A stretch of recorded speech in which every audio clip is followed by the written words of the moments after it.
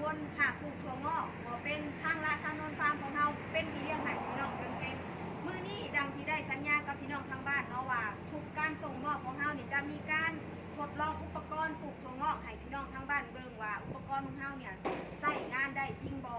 และเพื่อบ่เป็นการเสียเวลามาเฮามาทำความรู้จักกับอุปกรณ์ของเราเลยพี่น้อง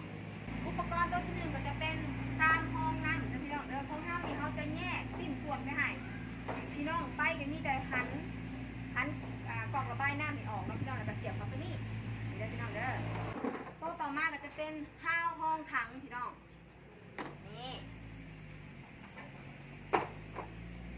โต๊ะต่อมาก็จะเป็นถังเนาะพี่น้องถังของเรานี่จะเป็นเบอร์22พี่น้องเขาเจาะหูไปให้แล้วเด้อนี่หูนี่เขาอ้อมถังเลยพี่น้องและถังนี่สามารถปลูกถั่วงอกได้ถึง25 กิโลนั่นเองพี่น้องนี่ถังนี่เลยเราก็จะตั้งแบบนี้โต๊ะต่อมาก็จะเป็นรามปิดปากถังประมาณนี้เลยพี่น้องชึบส่วนโต๊ะต่อมาก็จะเป็นได้ดื่มน้ำพี่น้องข้างๆก็จะแยกสิ้นส่วนไปให้พี่น้องเลยและพี่น้องไปกับเพียงจะประกอบเขากันนี่แบบนี้เลยพี่น้องเพื่อการขนส่งของเขาจะได้ง่ายขึ้นเขาก็จะหันเขาไปในอันนี้เขาเลยเนาะเดี๋ยวเราขอต่อเขาเลยนี่แบบนี้เด้อพี่น้องเด้อนี่เขาก็จะเอามาใส่ใน3ห้องถังน้ำพี่น้อง3ห้องน้ำนี่จะให้มันถ่วมได้เด้อประมาณนี้เลยพี่น้องถ่วมม่วงได้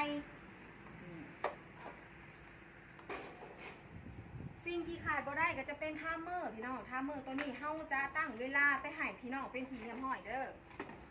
นี่พี่น้องเอาไปแกมีแต่ให้เบิ่งมาให้เขาอยู่ตำแหน่งออโต้เท่านั้นเองพี่น้องนี่เดี๋ยวพี่น้องเด้ออันนี้คือตำแหน่งออโต้แม่ยายเบจะทดลองไปอยู่ที่ตำแหน่งออนนี่คือตำแหน่งนี้เขาจะให้เรียกตลอดเลยนั่มจะมาตลอดแต่พี่น้องเอาไปใส่จะใส่อยู่ที่ตำแหน่งออโต้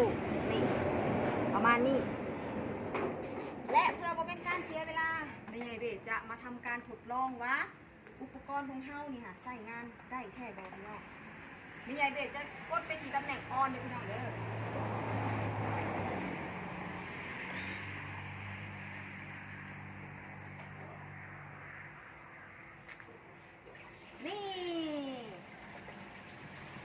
น้ำเขาก็จะมาพี่น้องเวลาพี่น้องเอาไปติดตั้งเนี่ยเพียงจะให้ขึ้นบ้านของพี่น้องเนี่ยมันเพียงนะพี่น้องเด้อ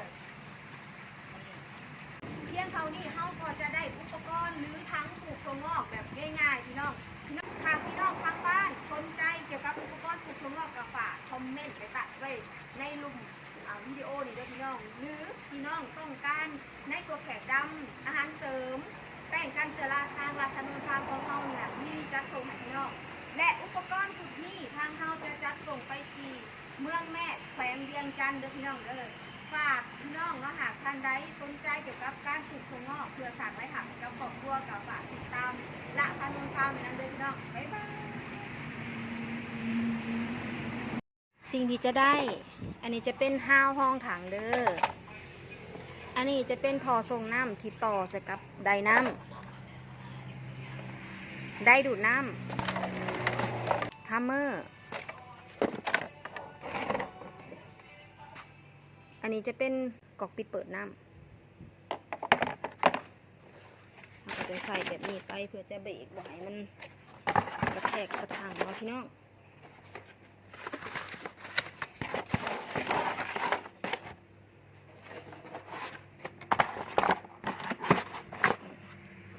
เราก็จะปิดทั้งไปแบบนี้เด้อนี่เราก็จะปิดแบบนี้ไปให้ตามนี้เลยเด้อพี่น้องเด้อ